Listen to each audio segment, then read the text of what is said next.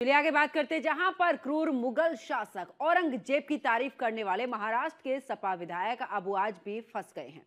जहां उनके खिलाफ एफआईआर दर्ज हुई है, तो वहीं उन्होंने महाराष्ट्र विधानसभा की कार्यवाही से सस्पेंड भी कर दिया गया है।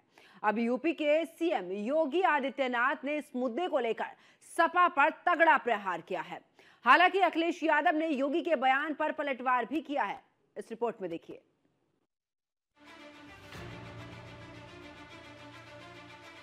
औरंगजेब का महिमा मंडन, 27 में जनता करेगी खंडन। अखिलेश यादव का अबू नायक, योगी ने क्यों कहा नालायक। महाराष्ट्र में सपा विधायक अबू आजमी के औरंगजेब की तारीफ में पड़े गए कसीदों पर जमकर बवाल मचा हुआ है। अबू आजमी की सफाई और बयान वापस लेने के बाद भी सियासी पारा चढ़ा हुआ है। एक तरफ जहां विवाद के बाद अबू आजमी को महाराष्ट्र विधानसभा से सस्पेंड कर दिया गया, तो वहीं दूसरी तरफ उन पर सियासी तीर भी जमकर चलाए जा रहे हैं। पहले महाराष्ट्र के डिप्टी सीएम और अब उत्तर प्रदेश के मुख्यमंत्री योगी आदित्यनाथ ने जमकर हमला बोला है। योगी ने कहा, समाजवादी पार्टी का एक नेता है, उस कमबख्त को औरंगजेब अच्छा लगता है, वो औरंगजेब को अपना आदर्श बताता है।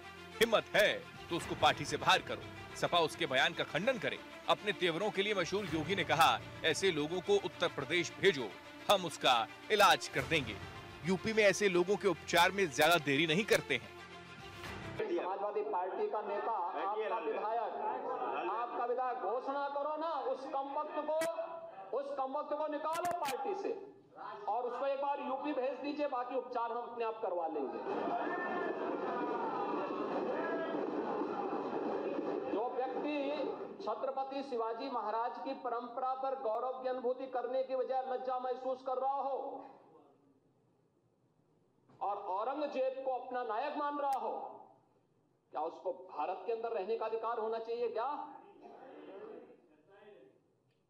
और समाजवादी पार्टी को इसका जवाब देना चाहिए। एक तरफ आप कुंभ को कोसते रहे और दूसरी तरफ औरंगजेब जैसे दुष्ट और क्रूर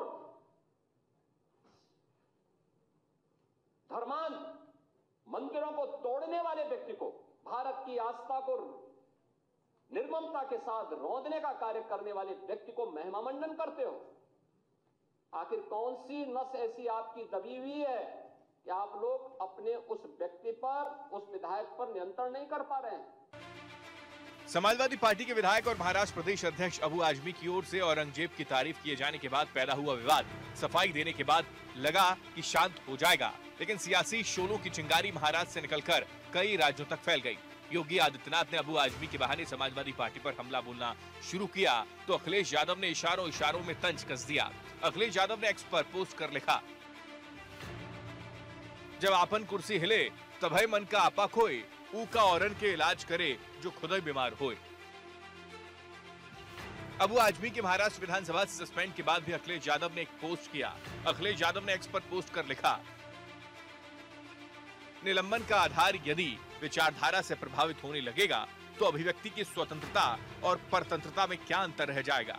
हमारे विधायक हों या फिर सांसद, उनकी बेखौफ दानिशमंदी बेमिसाल है। कुछ लोग अगर सोचते हैं कि निलंबन से सच की जुबान पर कोई लगाम लगा सकता है, तो फिर ये उनकी नकारात्मक सोच का बचपना है। आजाद ख्याल कहे आज का नहीं चाहिए भाजपा। औरंगजेब पर विवादित बयान के बाद समाजवादी पार्टी के नेता अबू आसिम आजमी को महाराष्ट्र विधानसभा से सस्पेंड कर दिया गया है, लेकिन सस्पेंशन के बाद भी ये मामला शांत हुआ नहीं और अब समाजवादी पार्टी इतिहास के पन्ने पलटने लगी है। इस पूरे मामले पर सपा प्रवक्ता अमित जोमई ने एक पोस्ट कर लिखा,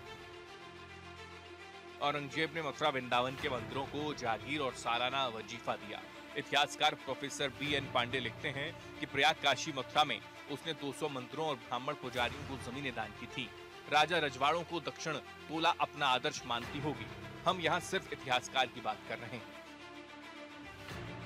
औरंगजेब मुगल शासकों में सबसे क्रूर माना जाता है। धार्मिक मसलों पर वो शरिया का सबसे बड़ा समर्थक रहा है। ऐसे में सपा विधायक अबू आजमी के औरंगजेब पर दिए गए बयान के बाद सियासी तूफान आ गया है और ये तूफान अभी थमता नजर नहीं आता।